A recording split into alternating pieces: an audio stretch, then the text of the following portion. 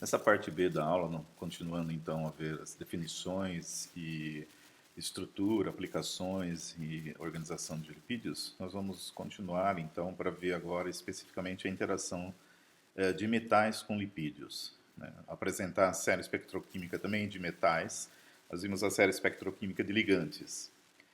Mas existe também uma série espectroquímica para os cátions metálicos, né, que também, do mesmo modo que para os ligantes, ela é baseada em resultados experimentais, ela não é absoluta, é uma tendência também, como a classificação normalmente de Pearson, mas ela auxilia bastante no entendimento, né, e na previsão dessas interações. E vamos ver também agora começar os carboidratos, né, para ver que tipo de interação também esses cátions metálicos podem ter com carboidratos, que são outros tipos de moléculas que estão presentes tanto na membrana celular, né, que a gente já falou, assim como em outras estruturas, não só da biologia animal, como da biologia vegetal também. Então, aí a primeira ideia é, nós vimos o que são lipídios, os tipos de lipídios, e agora nós vamos ver uma propriedade desses lipídios, que é a auto-organização. Digamos assim, que a vida não poderia existir se não existisse essa propriedade. Essa propriedade vem da auto-organização dessas moléculas, e essa auto-organização gera estruturas que dependem da, da concentração, elas podem ser periódicas, tridimensionais, certo? E ele depende da natureza do meio onde estão inseridos. A natureza do meio é temperatura, pH, presença ou não de sais, de cátions metálicos e assim por diante. O meio químico, principalmente, e alguns parâmetros físicos. Para entender a formação, né, por que alguns formam de um tipo de estrutura ou outra, é só olhar a estrutura, basicamente, dos lipídios. Então, dois tipos são os principais. Os fosfolipídios, onde você tem a cauda de hidrocarboneto, né, ela é dupla, devido ao ácido graxo ter essa dupla cadeia, e os lisofosfolipídios, que a cauda é simples. Então, ele forma, se você olhar ao redor, né, da molécula, existe o chamado envelope de Van der Waals. O envelope de Van der Waals, tá, significa que é como se você fosse combinar essas estruturas, elas iriam combinar desse modo aqui. Tá? Por quê? Porque o envelope, nesse caso dos fosfolipídios, é representado por um cilindro. Quando se fala em envelope de Van der Waals, é justamente o campo elétrico ao redor da molécula devido, né, aos elétrons, à nuvem eletrônica. Então, se você olhar de um modo grosseiro, ele forma como se fosse um cilindro. Então, nesse caso, ele é dito que a área da cabeça é igual à área da cauda. Se a área da cabeça for maior, como no caso desse de cauda simples, então você tem um lisofosfolipídios. Então, é fácil de perceber se quando você coloca um ao lado do outro aqui, que é a maneira que eles fazem, que ele se organiza por interação intermolecular, forças de dispersão de London, né, ou de polo induzido, eles vão formar estruturas desse modo e a de infinito, né, obviamente, se ele está no meio líquido, essa estrutura começa a deformar, ela pode quebrar ou pode se organizar até num sistema fechado, a gente já vai ver já. Já um lisofosfolipídio, devido ao formato desse cone, se você coloca um cone do lado do outro, ele não forma uma coluna como se fosse uma cerca ou uma estrutura linear. Ele vai começar a formar uma estrutura circular, certo? Então, dependendo da natureza do lipídio que está envolvido, ele forma diferentes estruturas. Então, ela pode ser bidimensional, quando você joga lipídios, né, sobre uma superfície de água, por exemplo, ele se orienta onde a cabeça polar fica em contato com a água e a cauda apolar fica voltada para fora. Enquanto tiver uma concentração baixa de lipídios, que eles consigam se manter distantes um do outro o suficiente por causa da repulsão, ou mesmo próximos o suficiente para ter a formação dos dipólitos e se manter próximo, e que essa concentração, se você somar a área que eles estão cobrindo aqui, não for maior que a área, né, do recipiente onde eles estão, da superfície onde eles estão, então, por exemplo, aqui, suponhamos que isso daqui seja a área da superfície de água. Então, não cabe mais moléculas aqui. A partir de uma certa concentração crítica, né, eles começam a se auto-organizar em outras estruturas. Então, depende, obviamente, como eu disse, do envelope de Van der Waals, qual é o tipo, e da concentração. Então, que tipo de estrutura? Os fosfolipídios, né, podem começar a se organizar como bicamadas, não só camada única. E essas bicamadas crescendo, então aqui a gente tem uma camada de fosfolipídio que, digamos assim, cobriu toda a superfície da água, a próxima camada, se ela não entrar, não conseguir entrar na água, ela pode se formar desse jeito, né? A interação vai ser apolar com apolar aqui, mas mesmo dentro do meio aquoso ela consegue formar essas estruturas. Essa estrutura vai crescendo a um ponto que ela está solta, certo? Mas se uma ponta encontra com o outro, ela forma um sistema fechado. E esse sistema pode crescer, certo? E esse crescer como?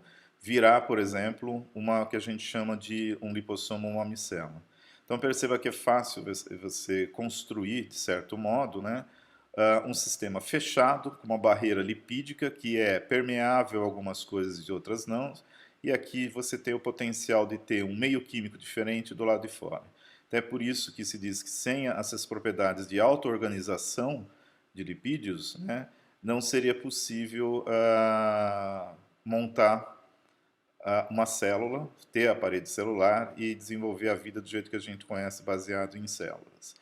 Quando você tem a organização dos lisofosfolipídios, né, dependendo também da concentração, ele pode formar o que a gente chama de micela, então é só uma camada, onde a cabeça polar está virada para o lado de fora, onde tem o meio aquoso, e dentro só entra coisas apolares. Então, nesse caso, você só nada que for afim de água, né, hidrofílico, vai permanecer aqui dentro, somente coisas apolares.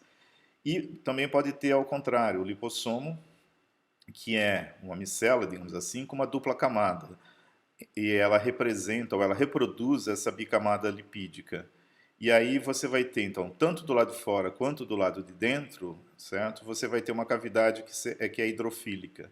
Então, aqui, novamente, você pode armazenar esse tipo de substâncias que têm esse tipo de afinidade. Existe lipossomos também que você consegue fazer só com uma camada, é um tipo de micela. Então, para ter uma ideia, né, algumas das vacinas que estão sendo preparadas atualmente à base de RNA, elas são armazenadas dentro de lipossomos para proteger ela do meio aquoso. E elas são injetadas no paciente. O que é injetado, na verdade, é o lipossomo com a vacina aqui dentro. Esse lipossomo vai se romper quando for injetado no paciente, e aí libera o material dela de dentro para ser absorvido e colocado em circulação, certo? Então, algumas vacinas, elas estão vindo em lipossomos, em camadas de lipídios, para proteger elas de não deteriorar, tá ok? Isso é comum, lipossomos são vendidos, inclusive são cosméticos que eles vendem com lipossomo, né, para poder armazenar, seja substâncias oleosas aqui dentro, que não se misturam com a água.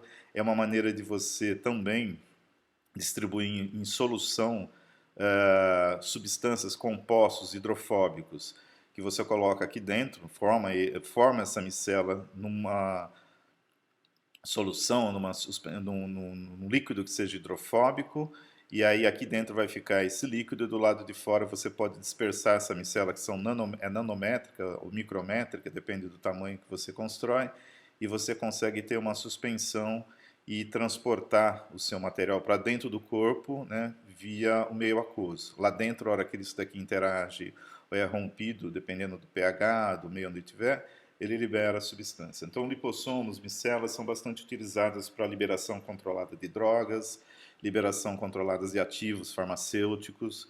Então, há vários produtos no mercado que utilizam isso. Então, eles utilizam a propriedade de auto-organização de lipídios.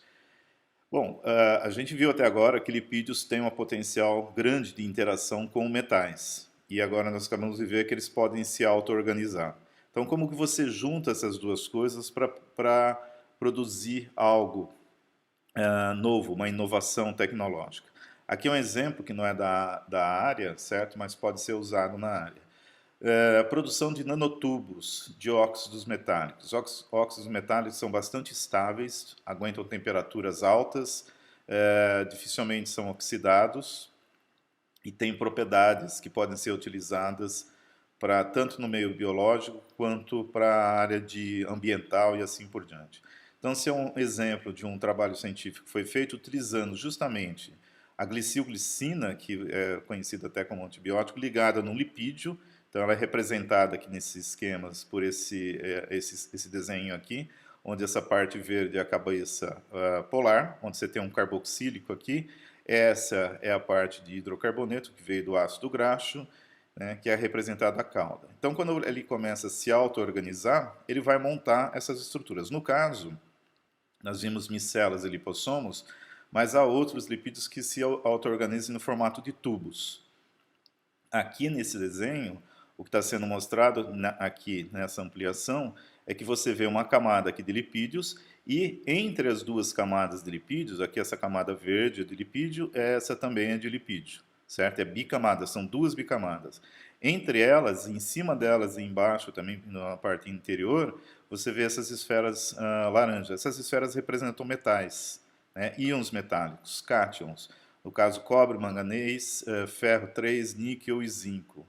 Esses metais têm características tanto de moles como duros, certo? O carboxílico normalmente é considerado, ou o carbonil, uma base dura de Pearson.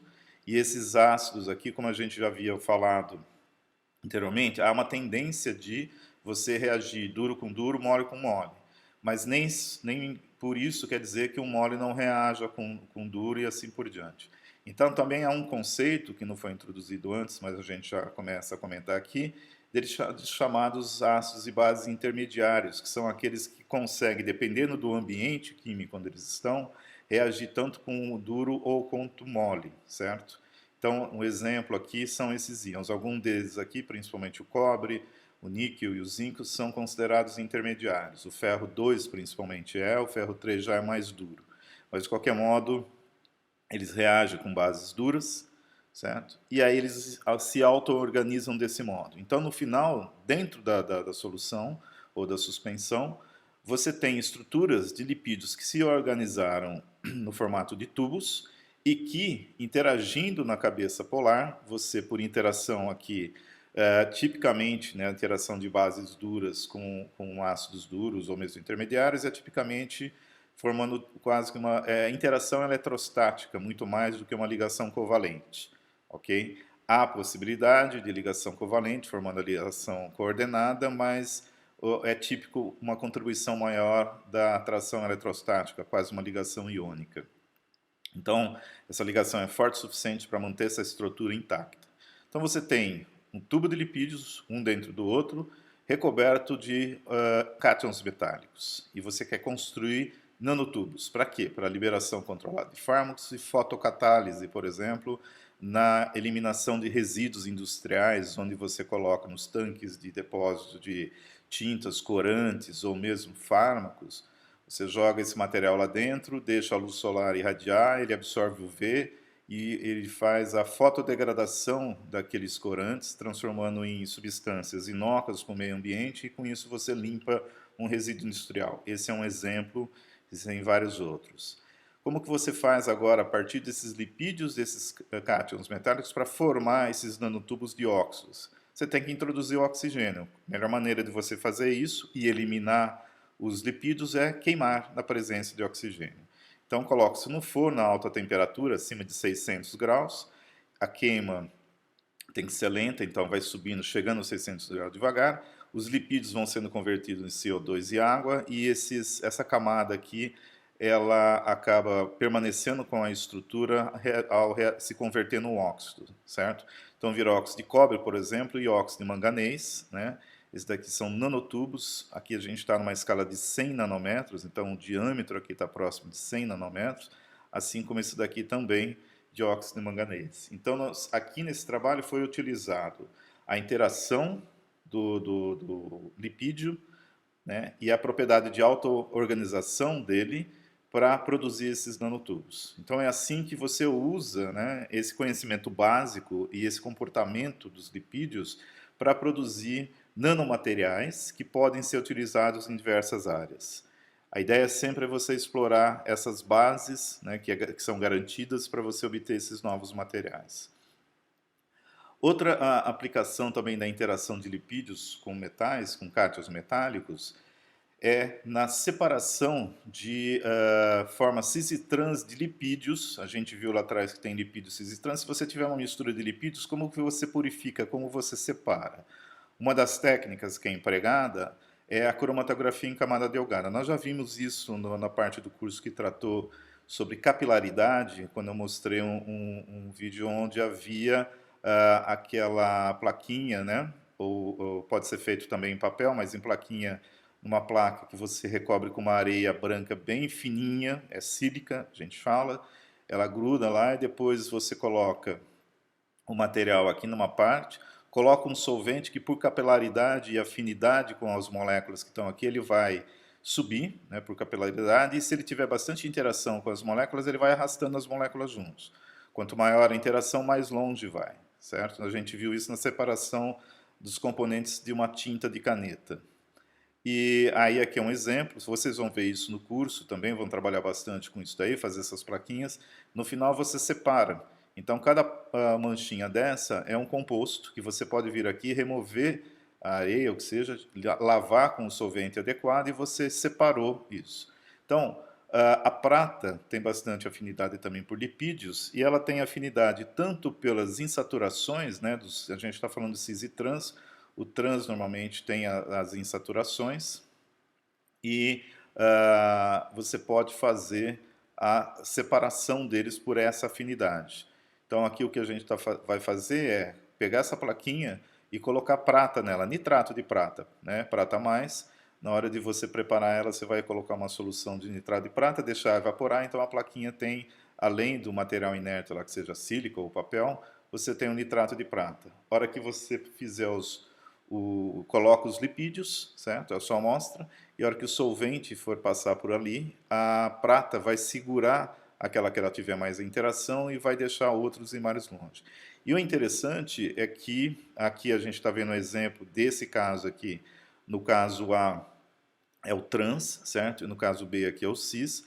Então a interação eletrostática com as insaturações, mas também a prata, se o seu lipídio tiver grupos carbonilo, por exemplo, ele também pode interagir com grupos carbonilo. Mesmo a prata sendo um ácido mole, né, é aquela história que se ele pode ser mole, mas não que ele não vai interagir com bases duras. Pode até haver também, nesse caso, a interação da prata com o sistema π e assim por diante. Ou seja, colocou-se uma carga positiva, que você conhece, é fácil de colocar, e há essa interação. E com isso você vai explorar. Aqui é um exemplo, então, do que aconteceu. Você tem o cis e o trans. Aqui seria o resultado, seria equivalente a essa plaquinha aqui, certo? Depois de o processo ter sido feito.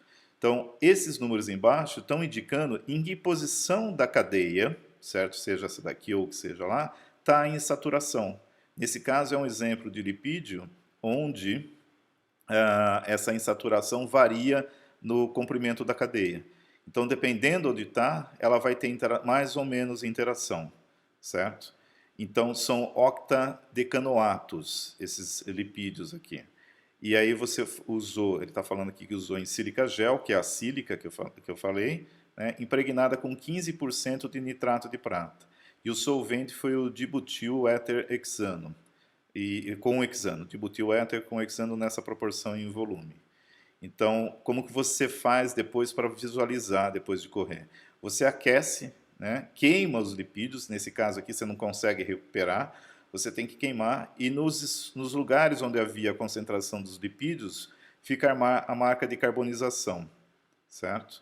E aí você consegue separar. Então você percebe que dependendo da posição da cadeia, a interação é maior ou menor. Como ele começou aqui, nessa posição, quanto mais longe for, certo? Menos interação tem, e quanto mais perto, mais interação.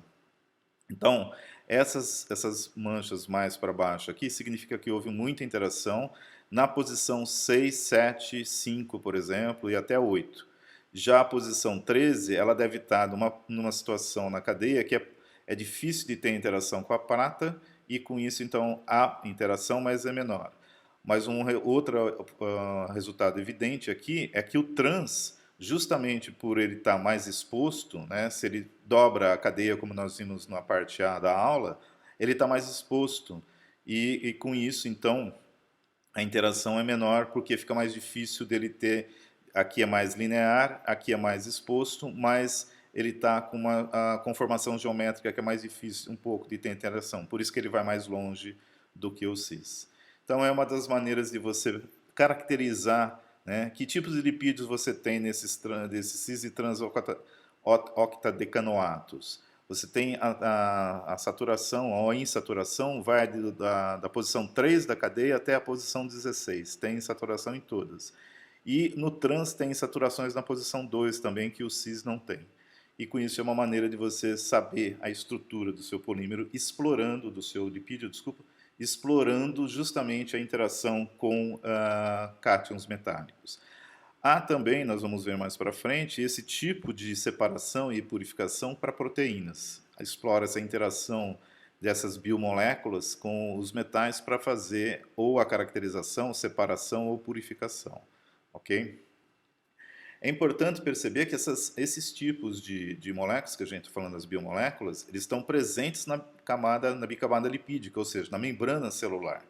E a membrana, como foi dito anteriormente, é a primeira barreira, a primeira proteção para conter substâncias que estão do lado de fora e que podem interferir de maneira negativa no funcionamento do metabolismo celular, tá? do mecanismo celular, todos eles. Então, a própria seleção natural se encarregou de dizer para a membrana, né, ou fazer a composição da membrana, ela ser permeável mais ou menos dependendo da importância da molécula e dos compostos que precisam passar por ela. Então, por exemplo, existe uma permeabilidade elevada para moléculas pequenas, né, polares sem cargas, e para gases. Então, esses gases, né, eles passam. Então, CO2, nitrogênio e oxigênio passam. Isso é importante para você eliminar principalmente o CO2, que é produzido no metabolismo, e deixar o oxigênio entrar para poder também fazer parte da produção do ATP. Então, com isso, não há transportador. A hora que o gás passa, ele consegue permear diretamente. Tá? O etanol também passa, são pequenas moléculas, né? Então é por isso também que ele afeta muito o metabolismo celular. Lembrando que CO2, nitrogênio e oxigênio estava lá no princípio, quando foi desenvolvido células. Etanol provavelmente não estava, falando células humanas. Então, por isso que é um problema, às vezes, para a natureza. Ele acaba passando, porque ele tem certas características, mas o sistema biológico não está preparado, às vezes, para lidar com alta concentração. Permeabilidade moderada, água e ureia. A água é porque, na verdade, você tem que controlar as concentrações do lado de dentro e de fora.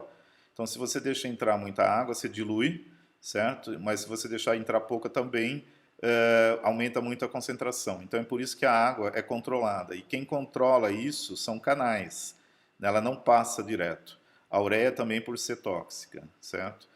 Tem baixa permeabilidade, moléculas polares sem cargas de elevadas dimensões, por exemplo, a glicose. Por que a glicose não pode passar direto?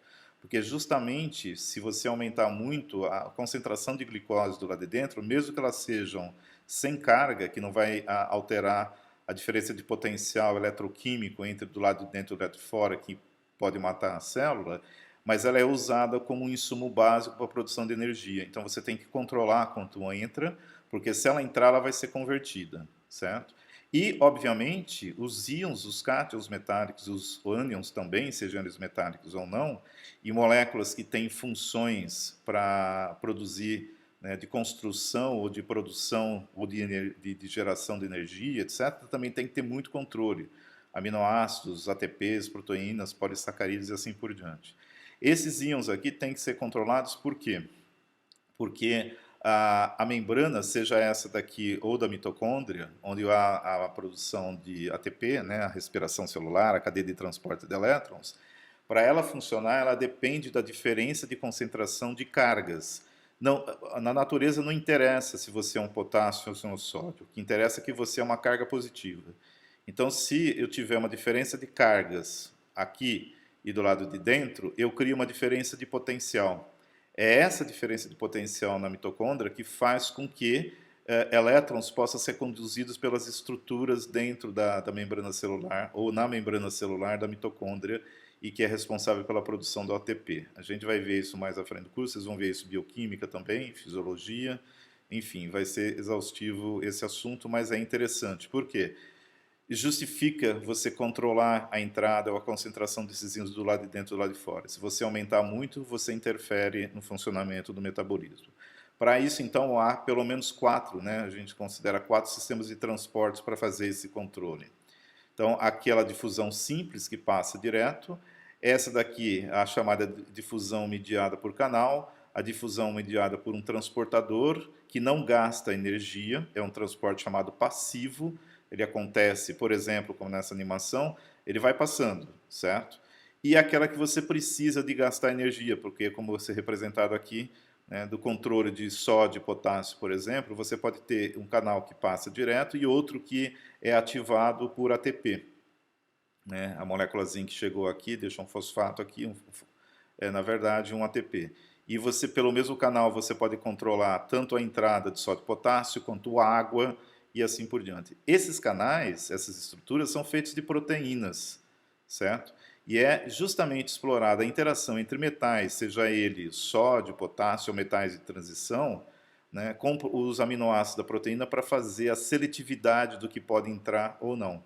Então, de novo, a natureza, a seleção natural e a evolução explorou a interação de metais com biomoléculas, com ligantes, para poder criar essas estruturas e controlar o que entra e o que sai, quanto entra e quanto sai da célula, certo?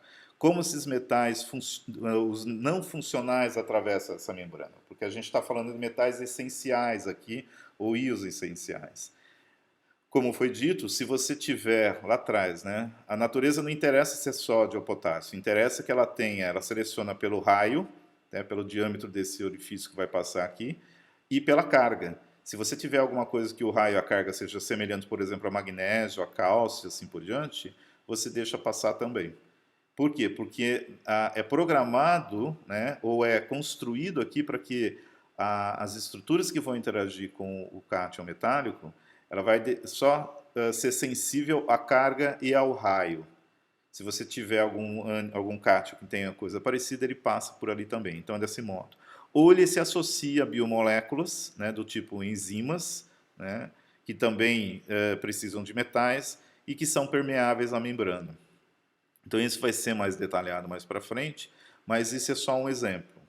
Esses metais, eles podem, o problema deles é que eles vão deslocar, ou eles vão ocupar, justamente como eu disse, o local ou a função, né, de metais funcionais.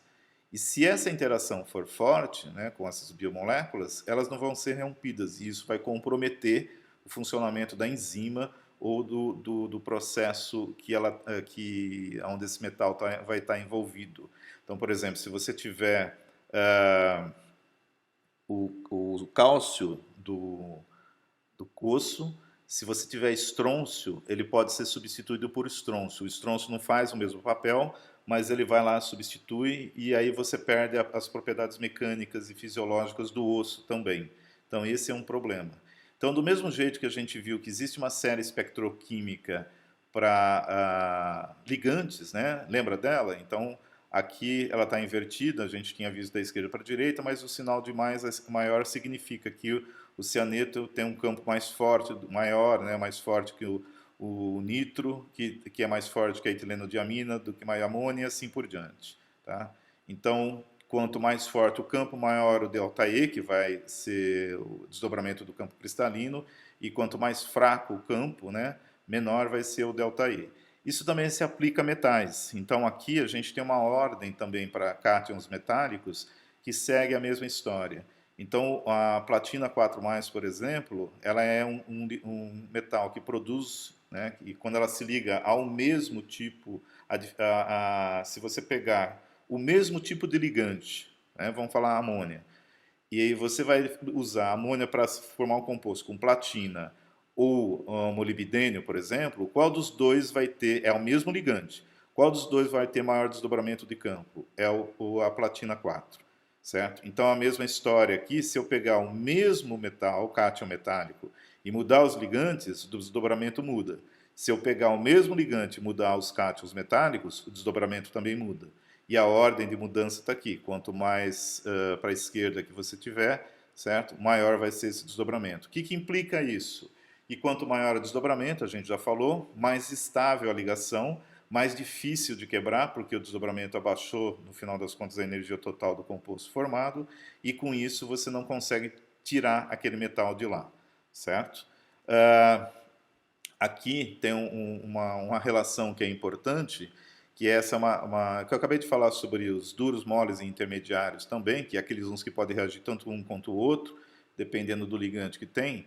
Mas essa tabelinha aqui, mais ou menos, ela não, ainda tem bastante cátions faltando, mas mais ou menos você vê como que é essa distribuição. Então perceba que esses cátions aqui que estão mais à esquerda, que desdobram mais o campo, eles estão aqui, são ácidos moles, tá? A platina está aqui, o irídio está do lado da platina, o paládio está aqui em cima da platina, o rutênio aqui está na esquerda e assim por diante. Então todo mundo desses caras aqui são considerados ácidos moles, que vão ter preferência por interação com bases moles. Né? Quem é uma base mole? Por exemplo, o mercúrio está aqui. Quem é base mole? Por exemplo, o enxofre. Né? Grupos tióis que são típicos de aminoácidos, cisteína, por exemplo, que é usada para a síntese de várias de proteínas, por exemplo, seu cabelo, o cheiro que tem no cabelo, quando queima o pelo, aquele cheiro forte, é devido à presença de enxofre, você forma compostos de enxofre. E daí, esses compostos de enxofre, ou esse enxofre presente nos pelos ou nos cabelos, se ele tem tióis, SH, o grupo SH, ele vai ter uma afinidade grande por qualquer um desses metais. Por exemplo, cádmio também, certo? Tálio são metais altamente tóxicos, assim como o mercúrio.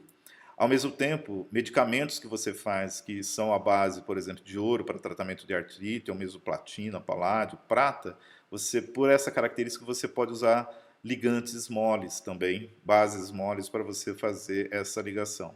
Mas a relação que eu quero mostrar aqui é, perceba que quanto maior o desdobramento de campo, mais mole ele está sendo classificado, certo? O vanádio tá aqui é mais duro, ele está para o lado de cá. Óbvio, depende do estado de oxidação, certo? Aqui a gente está falando de estados específicos, né? Se você mudou o estado de oxidação, perceba aqui, você começa a mudar o ferro 3+, desdobra mais o campo do que o ferro 2+, certo? Mas a ideia aqui é perceber o seguinte, que quanto mais mole, maior a intensidade do campo, maior o desdobramento do campo. E com isso, mais estável vai ser o composto formado. Então, se você vai procurar, certo? Qual desses daqui? Veja, todo esse pessoal que é amarelo aqui, eles vão formar compostos que têm mais características de ligação iônica do que esses daqui que estão no meio, que são intermediários ou moles. Né? E isso porque a sobreposição, a deformação da nuvem eletrônica é maior com esses metais na hora que o ligante se aproxima, e com isso a sobreposição ou recobrimento dos orbitais para fazer a ligação vai ser mais efetivo. É essa a relação que tem, certo? Isso é importante, como eu disse, para avaliar esses íons não, esses cátions não essenciais, né? Aonde que eles vão afetar. Então, se eu sei que, por exemplo, cisteína tem grupos tióis, tem enxofre, que é uma base mole, que tem preferência por mercúrio, aonde tem a cisteína vai ser a base importante no metabolismo, eu vou procurar se aquilo lá se aquele processo está sendo afetado pela presença desses cátions.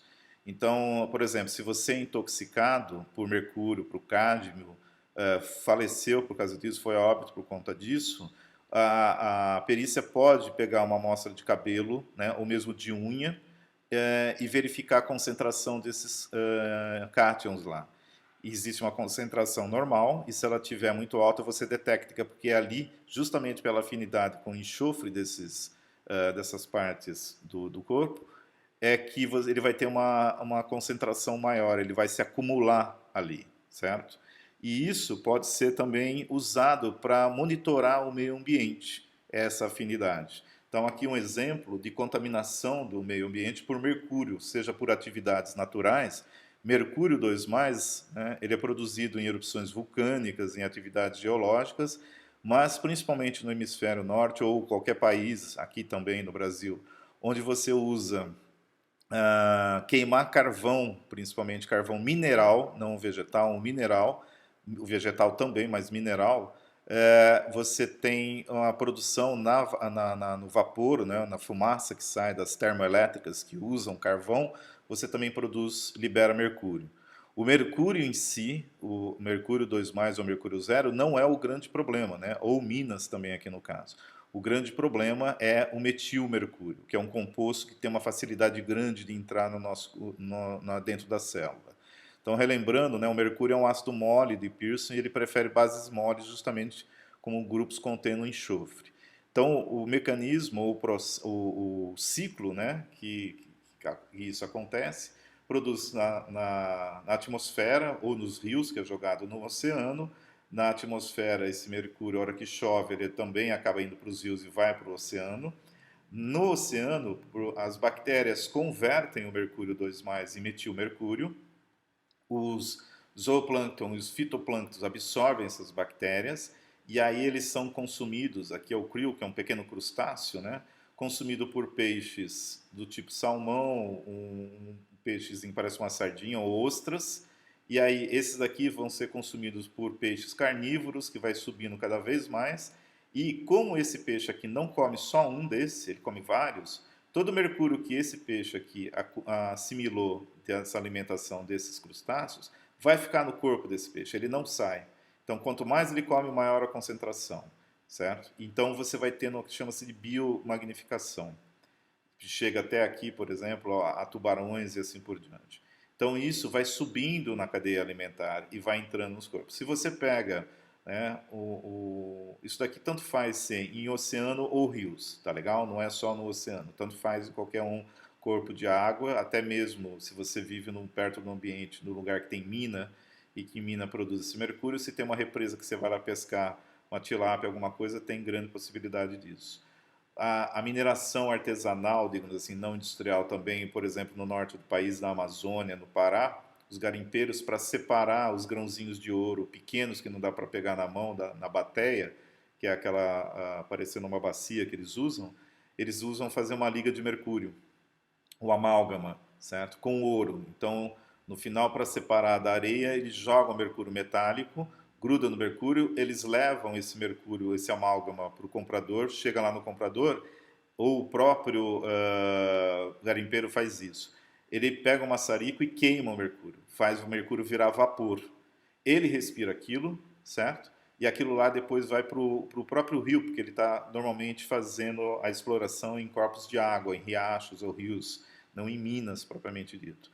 E aí o que acontece? Isso é um garimpo artesanal. Todo esse mercúrio que eles acabam utilizando durante anos vai para os peixes. E existe esse problema na Amazônia de alguns rios, alguns peixes e alguns rios estarem contaminados por esse garimpo ilegal. Ilegal porque você faz sem o conhecimento, não há fiscalização e com isso você não evita essa contaminação. Então, pessoas que vivem nas margens desses rios, que consomem esses peixes como parte da sua dieta alimentar essencial, porque às vezes eles não têm mais, não vão em cidades, não têm outros produtos para comer além da fonte de proteína como o peixe, ou ele complementar, acabam sendo contaminadas. Isso dá problemas neurológicos irreversíveis depois. Então, há várias fontes de mercúrio, certo? E o grande problema é esse metilmercúrio. Chama-se esse processo bioacumulação ou biomagnificação também. O problema é que essa contaminação, justamente por se associar a essas moléculas, enzimas e tudo mais, que atravessam a barreira da placenta, por exemplo, ou vão para o leite materno, elas podem ser transmitidas. Então, o peixe mesmo, quando coloca o ovo, ou uma ave que comeu esse peixe também, o ovo vai conter mercúrio, certo? A placenta da mãe e o leite materno deixa passar isso em mamíferos, né? E isso tudo vai sendo acumulado principalmente em tecido adiposo ou onde tenha a concentração de enxofre. Um exemplo dramático desse tipo de contaminação, no oeste dos Estados Unidos, na costa do Pacífico, as praias estão contaminadas por mercúrio devido aos elefantes marinhos, que são esses bichos aqui, e pássaros ou focas, que vão lá, os machos principalmente, na época do acasalamento, eles trocam os pelos, certo? Então essas praias ficam com esse monte de pelos, lembra que eu falei pelo e pena, né, normalmente, tem o tiol da queratina.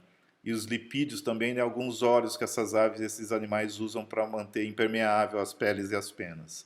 Então, a associação do mercúrio, tanto com esses óleos quanto na forma de metilmercúrio ou presas a SH da queratina, são depositadas nessas praias. Então, está altamente contaminado de mercúrio algumas praias do oeste dos Estados Unidos. Esses animais são animais de águas frias que são típicas do Oceano Pacífico. Aqui é aquilo que eu falei, a cadeia, né, a biomagnificação do metilmercúrio nos chamados níveis tróficos. Então, se existe a bactéria anaeróbica, que ela absorve o mercúrio e dentro, no metabolismo dela, ela converte do metilmercúrio. É um mercúrio ligado a um CH3, diretamente no carbono. Tá? Ele tem, normalmente, no formato de um sal, que tem um contraíon, mas no meio aquoso ele está dissolvido. Então, esse que é o problema, é você solubilizar o mercúrio nesse formato. E, além disso, você tem esse CH3 aqui liofóbico, ou seja, ele prefere lipofílico, desculpa, ele é lipofílico e ele gosta de se ligar em gorduras. E por isso, então, você pode tanto transferir esse mercúrio para os grupos tióis da queratina ou acumular na gordura dos próprios animais ou de qualquer animal que consuma ele. Então, ela converte metilmercúrio, os fitoplânctons se assimilam a essas bactérias e daqui para cá há um aumento de concentração de 100 mil vezes.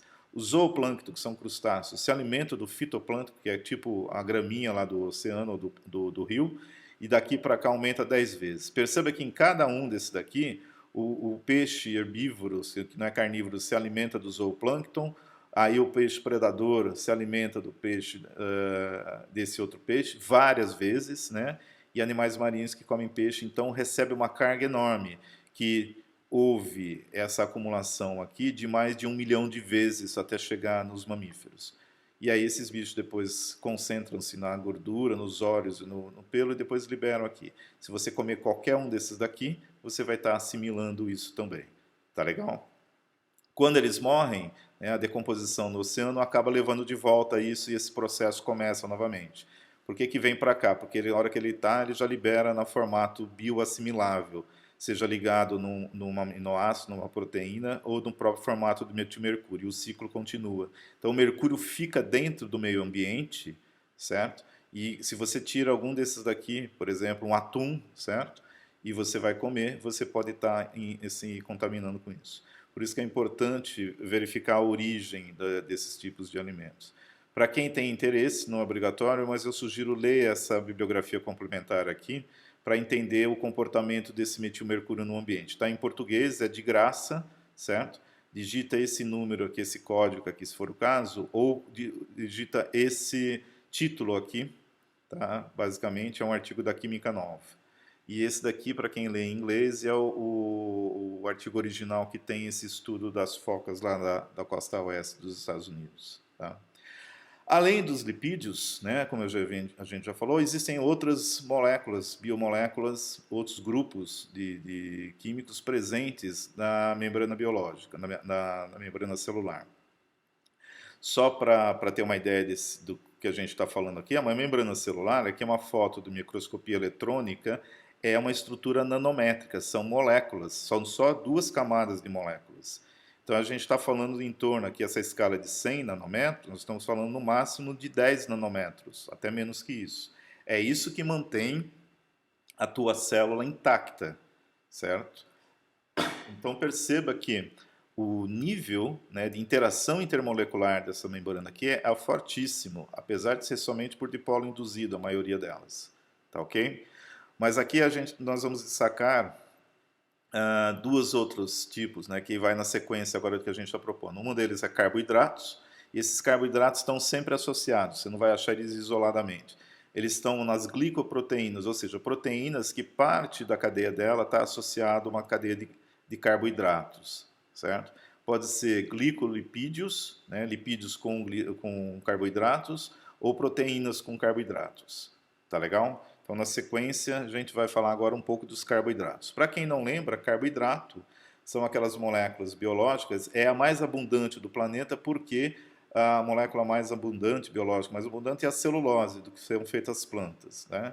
Depois tem glicose, quitosana, que é um composto derivado da casca dos crustáceos. alginato, que é derivado, que é extraído de algas, goban-carragena, agar-agar e etc. Tá? Você tem três elementos principais, é o carbono, hidrogênio e oxigênio. Então varia um pouquinho a distribuição disso e a concentração, mas é basicamente isso. Como são polímeros, pode-se formar polímeros, a unidade básica é chamada de monossacarídeos. Então eles podem formar os chamados polissacarídeos, que é a associação dessas unidades básicas. Os mais conhecidos, né? Os polissacarídeos também podem ser chamados de glicanos, porque eles são unidos pelas chamadas ligações glicosídicas, que é através desse carbono, desse oxigênio aqui. E ela pode ser a ligação alfa ou beta, e dependendo se é alfa ou beta, você consegue digerir ou não. Então, o mais famoso, que é o que a gente consome bastante, é a sacarose, que é a associação de uma glicose com uma frutose. A lactose é uma associação de uma galactose com uma glicose. Perceba o seguinte, independente da estrutura, ou do nome, ou de quem seja, sempre a composição tem o quê? Tem oxigênios, tem hidroxilas, certo? E tem os oxigênios no formato do éter. Então, esses são as bases, né, de Lewis que vão ser utilizados para interação com metais. Obviamente, essas bases, muitas vezes, elas são bases duras, né? Então tem preferência por ácidos duros, que são aqueles uns mais para o lado esquerdo da tabela que a gente viu agora há pouco. Por exemplo, metais alcalinos e alcalinos terrosos, mas principalmente alcalinos terrosos. Mas nem por isso eles deixam de interagir com os outros metais também, aqueles mais moles ou intermediários. A celulose, que forma a estrutura da parede celular, né, das árvores, das plantas, dos sistemas vegetais. A quitosana, que eu falei, que é uma quitina modificada, na verdade, você introduz esse grupo NH2 e com isso você aumenta a afinidade, porque agora você passa a ter uma base com outra característica também, que é base, pode ser base dura, então a quitosana tem uma interação mais com metais do que a própria celulose. O amido, que é extraído principalmente de reservas de energia de plantas, e a nossa reserva de energia, que é guardada principalmente no fígado, é estocado, são polímeros de glicose, chamado glicogênio. Tá? Todos esses são carboidratos, ou polissacarídeos, no caso, e tem predominantemente esses grupos, né, de OH, né, NH2 pode ser, e pode ter até carboxílicos também, certo? A interação com os metais, aqui na estrutura de novo, né? Veja, lembre-se, carboidrato aqui, glicoproteína, você tem carboidrato aqui também, ou glicolipídio, certo? Tudo isso daqui é via feito esses, como eu disse, ou as hidroxilas ou os éteres, que são características de bases duras. E também tem alguns que são carboxílicos. Tem um em particular que é interessante, né? E um fato que você pode até fazer em casa e você pode verificar, que é o alginato. O alginato é um polissacarídeo que é comestível, certo? É um carboidrato que é comestível e você usa, às vezes, nas chamadas cozinhas moleculares, que então estão ainda em moda, né? Para você aumentar a viscosidade do meio aquoso que você está trabalhando. Então ele é vendido nessas lojas para você comprar produtos para fazer sobremesas ou fazer cremes e assim por diante. E também é usado em cosméticos para aumentar a viscosidade, em medicamentos também para aumentar a viscosidade e mesmo como ele tem a função às vezes de medicamento também para capturar alguns cátions metálicos, certo? Então é um ligante, é uma base de Lewis. Então, ele é retirado da parede celular dessas algas aqui, chamadas algas castanhas, onde ele desempenha função estrutural. Então, quando você coloca alginato numa solução que contenha íons cálcio mais, instantaneamente vai começar a ter interação desses íons cálcios com os hidroxilas e os carboxílicos. No caso, o alginato é um sacarídeo, é um carboidrato polissacarídeo que tem grupos carboxílicos aqui, ó, na cadeia lateral. Então, o que acontece? Como são bases e ácidos duros, a interação é tipicamente eletrostática, mais para o lado iônico, certo? Mas mesmo assim é muito forte, tá? Esse daqui é o monômero, né? Normalmente é vendido como alginato de sódio, e esse daqui é o sódio interagindo com o carboxílico aqui. A interação do cálcio, ela é tanto no carboxílico, como eu estava mostrando aqui, com um dos oxigênios, como os OHs também. Então, se você tiver moléculas livres e você jogar cálcio aqui no meio, esse cálcio começa a interagir não só com uma, mas com todas as moléculas ou os grupos possíveis. Então, com isso, veja, aqui você tinha as moléculas livres e agora aqui você tem as moléculas formando uma estrutura, uma cadeia, uma rede única. Então você transforma uma solução em um gel, porque a água fica presa aqui dentro, fica difícil de sair, você começa a gelificar essa solução. Então o cálcio está fazendo aqui a ponte entre duas cadeias, né? Isso daqui que seria um composto em ponte também, mas a gente fala que ele reticula, ele cria redes, né? com o ligante. Então, ele também pode ser usado para capturar outros cátions metálicos. Aqui eu estou dando exemplo desses dois aqui, na ação dele como fármaco, né, no tratamento de eliminação de pessoas que tiveram contaminação por estronço 90 ou iodo 131. Ele forma esse gel também, aprisiona esses íons lá dentro e é eliminado depois do corpo. Aqui, então, nós encerramos para mostrando um experimento que você pode fazer em casa. Aqui é uma solução de cloreto de cálcio, certo? E aqui é alginato de sódio, que foi adicionado suco de repolho roxo, só para dar cor. O que ele vai fazer? Ele vai pegar esse alginato e jogar dentro da solução de cloreto de cálcio. Perceba o que acontece. Instantaneamente, já começou a formar essas esferas, né, essas bolinhas decorrentes da interação do cálcio e transformação daquela solução do alginato em retículos, em cadeias ou géis. Ele vai retirar agora para mostrar que fica realmente sólido. Essa é uma maneira, às vezes, que o pessoal faz o tal do caviar falsificado, né? Como você viu, você pode colocar na solução flavorizantes ou o que seja, e você faz para a pessoa comer. E parece o vinho de peixe. E você cria realmente uma estrutura que é sustentável. Tá? Isso é comestível. Ele colocou o suco de repolho roxo só para mostrar a cor, para diferenciar. Se você não puser nada, vai ficar transparente. Mas você pode fazer em casa, né? Toma cuidado só com o cálcio, se você não tem problema de excesso de cálcio, mas aqui está mostrando, assim que cai na água, ele já vai reticular, formar aquela rede, já formar esse gel, que é consistente realmente, agora que você pega, ele tem uma resistência grande, decorrente da interação do carboidrato com o metal.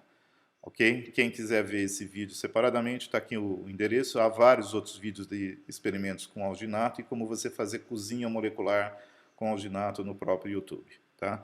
Então, isso é explorado de uma forma mais profissional, digamos assim, ou séria pela indústria farmacêutica também, porque perceba o seguinte, se eu consigo dissolver fármacos aqui, ou substâncias que, por exemplo, que você vai dar um fármaco para uma criança que ela não quer tomar porque é amargo, alguma coisa assim, e ele é passivo de dissolver aqui sem o cálcio interferir, eu posso encapsular isso daqui e dar para a criança. Eu posso pôr açúcar também aqui, isso daqui fica doce e assim por diante. Tá legal?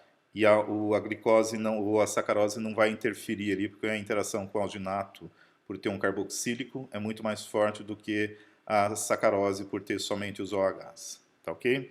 Então, a bibliografia dessa aula, de novo, como a gente está falando principalmente de biomoléculas, procurem nos livros, qualquer livro de edição do Lehringer ou de bioquímica, né, e especificamente aqui desse Atkins, procurem no capítulo 25, o item 25.8, que é a Introdução à Bioquímica.